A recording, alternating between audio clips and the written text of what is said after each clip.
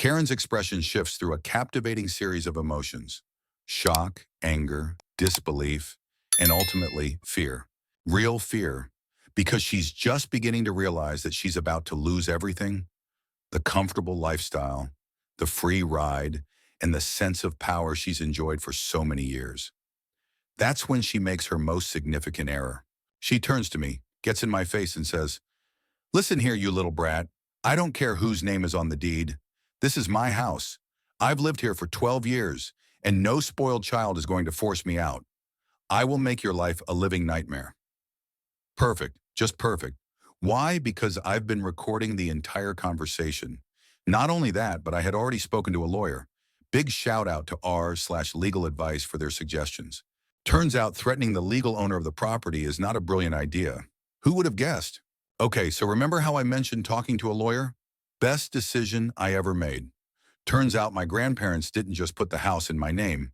They set up an entire legal structure, some kind of trust estate, I'm not sure of the legal terminology, that essentially makes it impossible for anyone to contest it. My lawyer literally laughed when she saw the legal threats Karen sent in the text I showed her. But let me back up a little. The day after Karen's outburst, I went full throttle and served them all with official eviction papers, real court documents. The look on Karen's face when she was handed those papers? Priceless. She even tried to refuse to accept them, but apparently that's not how it works. Thanks, Reddit. Tyler's response was exactly what you'd expect. He hurled his gaming chair down the stairs and broke it. Karma, right? Ashley had a full meltdown on Instagram Live and somehow gained about 200 followers. So congrats to her, I guess. But Karen? Oh boy. Karen went full-on psycho. First, she tried calling every lawyer in town, literally every single one. But here's the thing about small-town lawyers. They all know each other. After the first few told her she had no case, word spread fast. Even her DUI cousin wouldn't touch it. So she tried going the social media route. She posted this long, dramatic Facebook status about how her ungrateful stepdaughter was trying to make her family homeless. It completely backfired when one of my mom's old friends commented, sharing receipts about how Karen had treated me over the years. Side note, shout out to my mom's friend Sarah, who's been saving screenshots of Karen's nonsense for years. She's the unsung hero we didn't know we needed. The best part? Karen's fancy friends from her country club started distancing themselves. Turns out they don't enjoy associating with someone about to be homeless. Funny how that works. Meanwhile, Tyler and Ashley were having their own crises. Tyler finally realized that being a content creator isn't a career when you have 247 followers and your main content consists of yelling at Fortnite. He tried applying for real jobs, but guess what? Professional gamer, unofficial, doesn't look great on a resume. Ashley's sorority friends found out everything because she posted it all on her private story. Now, with only 200 followers, they're gossiping about how her designer bags might be fake and how her dad isn't actually rich. She's going through a full-on identity crisis, but the real drama began when Karen attempted her final desperate move. She waited until I was at work and tried to rearrange some things in the house. By rearrange, I mean she attempted to take some of my mom's old jewelry that my grandparents had left to me. Unfortunately for her, I'd already installed security cameras after the eviction notice. Again, thanks Reddit for the advice. I caught her on video, clearly attempting to stuff my mom's antique necklaces into her cheap Michael Kors bag. I called the police, filed a report, and showed them the footage. You should have seen Karen trying to explain to the officer why she was simply moving jewelry that wasn't hers. Her fake tears didn't do the trick this time, probably because her mascara wasn't even running. Waterproof makeup really ruins the dramatic effect.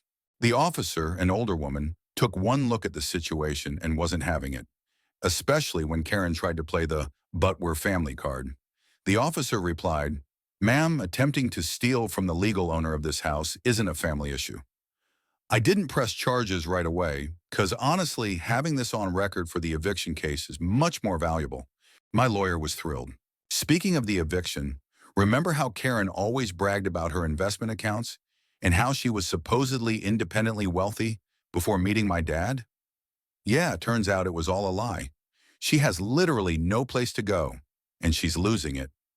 She called my dad's sister for help, but my aunt, who's always disliked Karen, just sent her a link to apartment listings in a sketchy neighborhood. I almost felt bad for her. But then I remembered the time Karen accidentally donated my mom's Christmas ornaments to Goodwill. The worst part? My dad finally grew a spine, sort of. He told Karen that if she didn't leave peacefully, he wasn't going with her. Turns out 12 years of her toxic behavior was too much, even for him. I'll update you all once they leave.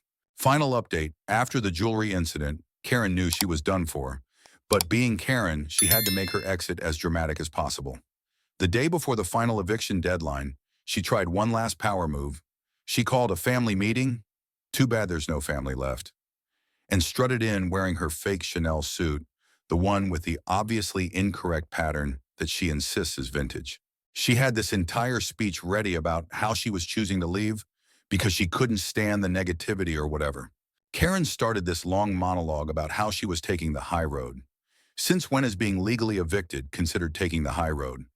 Then she dropped what she thought was her trump card. Your father and I have decided to move to Florida. We recently bought an amazing house in Tampa, far better than our old one. To start, they didn't actually buy anything. I literally saw her GoFundMe page for a family in crisis needing housing, which raised exactly $43 in donations, mostly from her MLM group.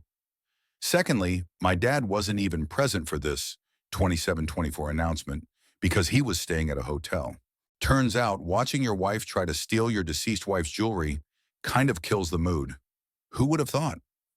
But here's the best part.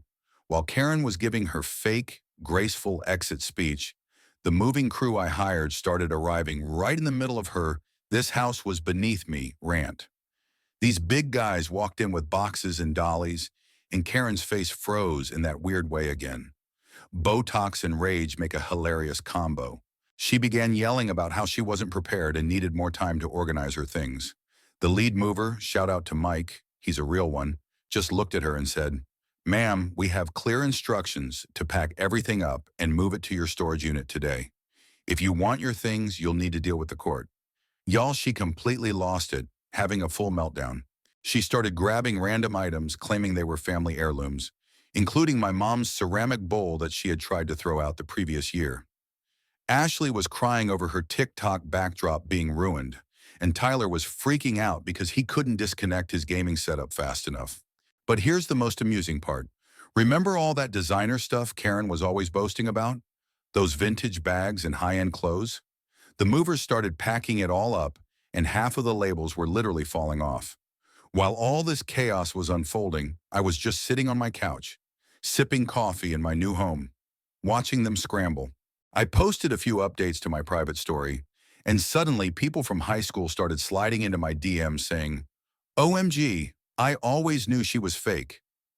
The final inventory of what they tried to steal as they left includes 3 of my mom's necklaces, caught on camera, my grandma's china set also caught on camera, the high-quality coffee maker I bought with my Starbucks earnings, every single towel in the house, weird flex, but okay, and even the garage door opener.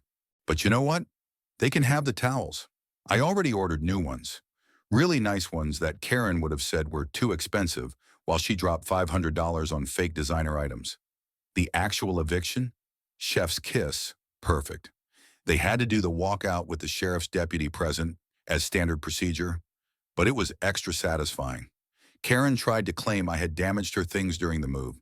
The deputy just pointed to my security cameras and asked if she wanted to file a false report. She quickly shut up. So, where are they now? Karen and my dad are staying at her sister's 2-bedroom apartment in a nearby town. Apparently, it's not going too well. Her sister posted on Facebook about ungrateful house guests who refused to do dishes. Tyler had to sell his gaming setup to pay for a deposit on a room in some shady house share. He's working at GameStop now, which honestly might be good for him. Ashley moved in with her sorority sisters, but that only lasted about a week before they got tired of her crying. Now she's commuting 2 hours to college from her mom's sister's place. Her latest TikTok is about being humbled, but still getting ratioed in the comments. As for me, my house is so peaceful now, like eerily peaceful. No more fake designer perfumes in the air. No more passive-aggressive notes about loading the dishwasher properly. No more 3 a.m. screaming from Tyler's gaming sessions. I turned his old room into my home office, already decorated with actual designer items because I can afford it now that I'm not paying for their groceries. Ashley's old room is turning into my dream closet, and Karen's meditation room, where she used to watch Real Housewives all day, is now my yoga studio. Dad calls me sometimes. He's staying with Karen for now, but honestly, he sounds exhausted. I think he's finally realizing what everyone else knew 12 years ago, that he married a gold digger who isn't even good at it. Was I too harsh? Maybe. Do I regret it? Nope. They messed around and they found out. Turns out, karma doesn't care about your fake Gucci slides. Final update, my mom's best friend Sarah is renting one of the spare rooms now, so I'm not alone in this big house. She's teaching me all of mom's old recipes and helping me replace everything Karen threw out over the years. Sometimes good things come from bad situations. Thanks for following this journey, Reddit. You all really helped me stay strong through this, especially the folks giving legal advice. You guys rock. Edit, holy crap, this really is the end. Thanks for all the support through this crazy journey. You guys are amazing. Edit 2, stop asking me to post the security camera footage. I'm not trying to get banned, LOL. Final edit. Yes, this is real. No, I won't prove it because privacy. And yes, I'm in therapy now.